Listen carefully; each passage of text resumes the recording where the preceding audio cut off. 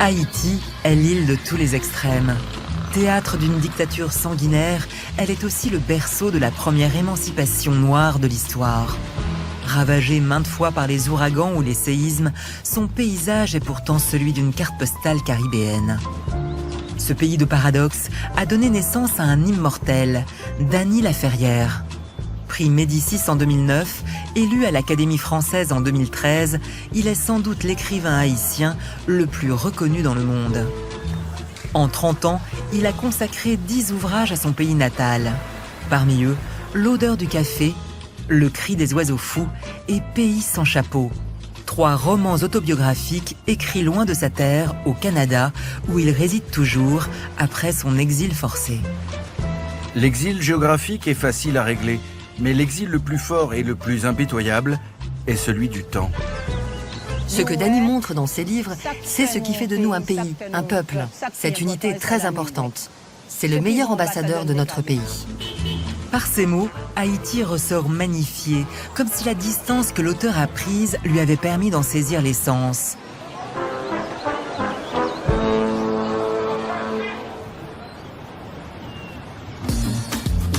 Tout débute à Petit Goâve. Ce nom à lui seul est une promesse. C'est dans ces collines en bord de mer où Dany Laferrière a passé une partie de son enfance qu'il installe le premier tome de son cycle haïtien, L'odeur du café. La mer des Caraïbes se trouve au bout de ma rue. Je la vois scintiller entre les cocotiers. J'ai longtemps confondu le ciel avec la mer. La mer a des poissons, le ciel des étoiles. Mais quand il pleut, c'est la preuve que le ciel est liquide. À 38 ans, dont près de la moitié passée au Canada, l'écrivain pose des mots d'adulte sur ses souvenirs d'enfance. L'odeur du café fait partie de ces sensations qu'il a emportées dans ses bagages.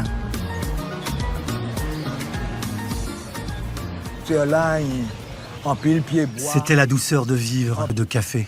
On n'était pas très riches, mais on avait de quoi manger, de quoi vivre, de quoi dormir tranquille. On allait danser au bal avec les copains et copines. C'est ça la vie.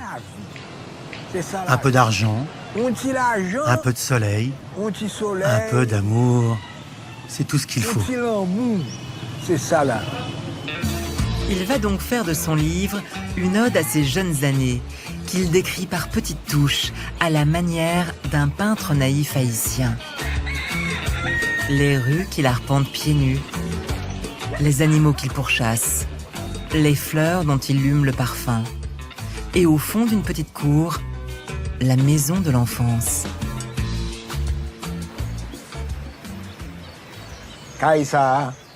C'est dans cette maison que Dany vivait, qu'il a grandi. Un grand homme a grandi là. Je le connaissais à cette époque. Et ce dont je me souviens, c'est qu'il ne voulait jamais mettre de pantalon. Il avait toujours les fesses à l'air. On lui disait tout le temps, « Dany, va t'habiller, va mettre un pantalon. » Et hop, il partait en courant. Dans ce décor sans âge, on s'attend presque à voir surgir l'un des personnages principaux du roman. Il est fort possible que vous voyez assis sur la galerie une vieille dame au visage serein et souriant, à côté d'un petit garçon de 10 ans. La vieille dame, c'est ma grand-mère. Il faut l'appeler Da. Da boit son café. J'observe les fourmis. Le temps n'existe pas. Da, c'était vraiment une femme bien, jolie et une patriarche. Une patriarche. Quand vous passiez la porte de chez elle, la première chose que Da vous demandait, c'était si vous vouliez un petit café. Le café, c'était très important pour la famille. L'odeur du café, premier roman du cycle haïtien, est un hommage nostalgique à la candeur et l'insouciance du jeune Dany. Car l'auteur sait déjà qu'il va tout perdre quelques années plus tard.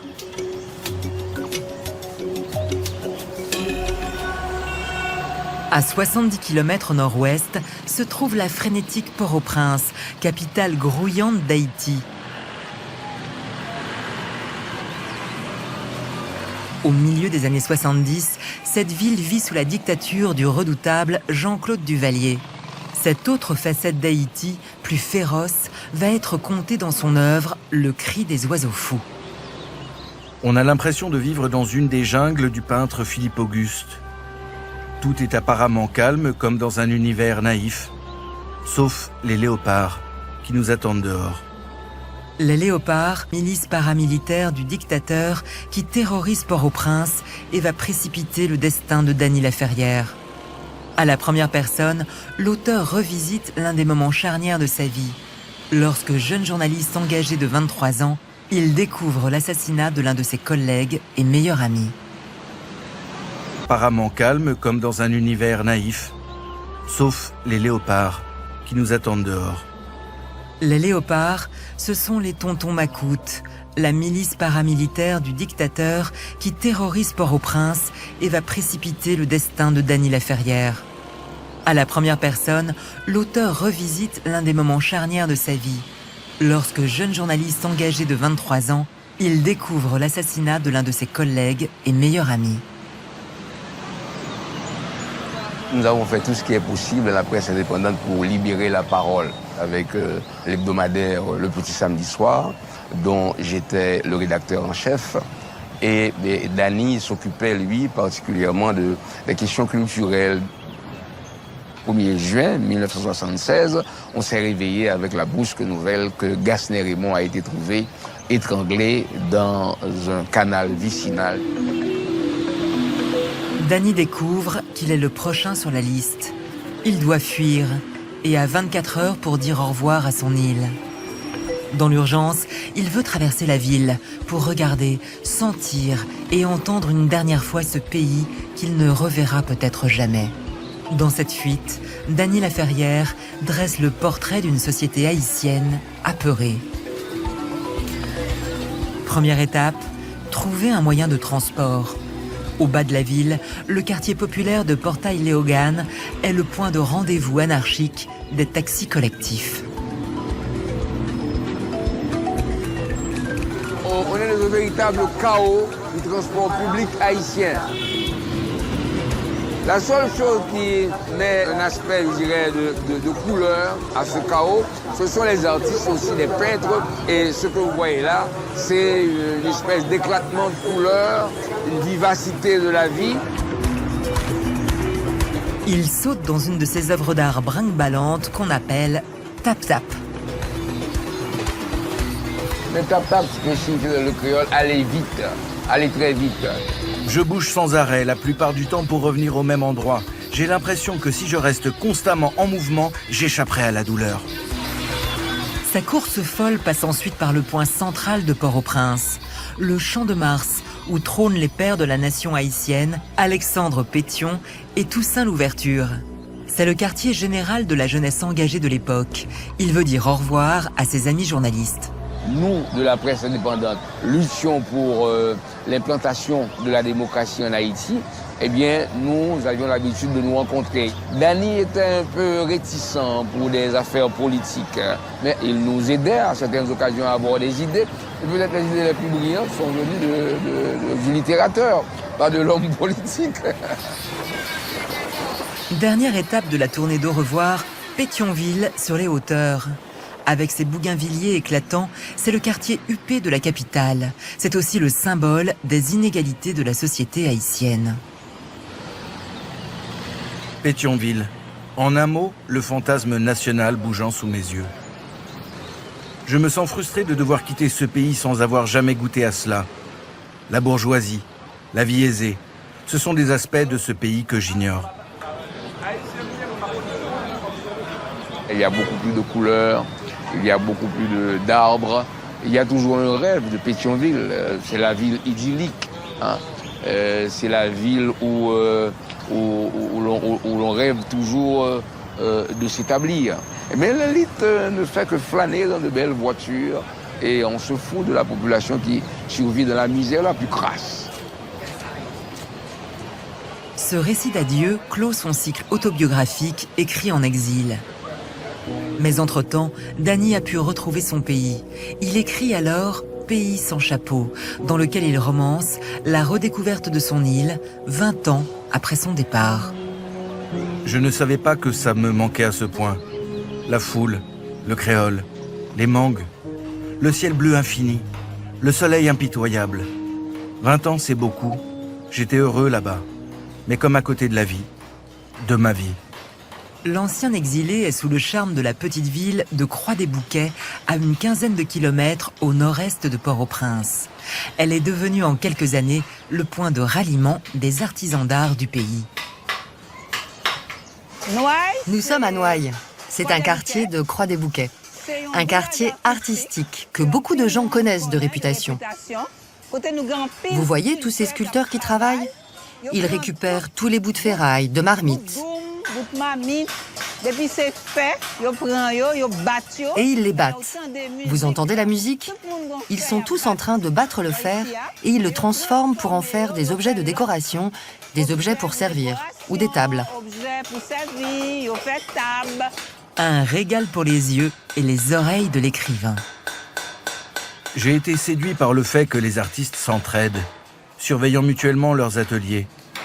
J'ai trouvé le cocon dans lequel ils évoluent à la fois frais, joyeux et plein de fantaisie. Partout ici, sur les murs ou dans les attitudes, transpire l'âme haïtienne que Dany Laferrière veut transmettre. Pour la première fois, il écrit sur Haïti depuis Haïti. Dans Pays sans chapeau, nom haïtien de l'au-delà, il ancre son récit sur l'un des phénomènes les plus structurants du pays, le vaudou.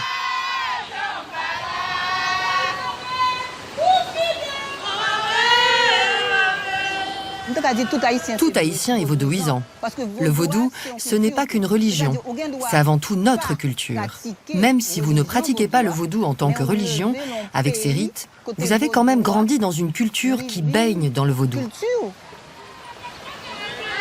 L'auteur décrit la porosité du monde des vivants et celui des morts dans la culture haïtienne. Le récit brouille les frontières et le narrateur finit par se demander si ses proches ne sont pas eux-mêmes des revenants. Il n'y a que des morts en Haïti. Des morts ou des zombies.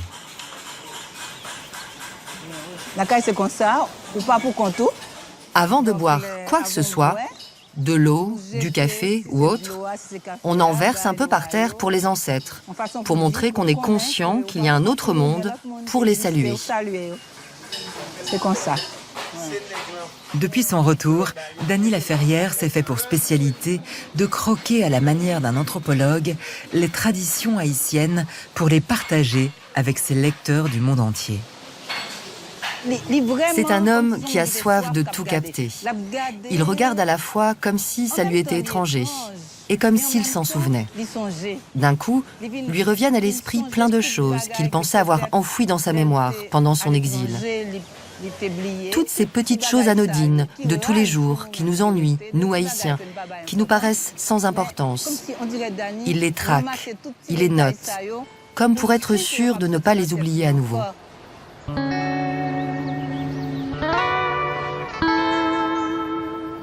On a l'impression qu'il est revenu après 20 ans pour nous rappeler toutes les belles choses de notre joli petit pays.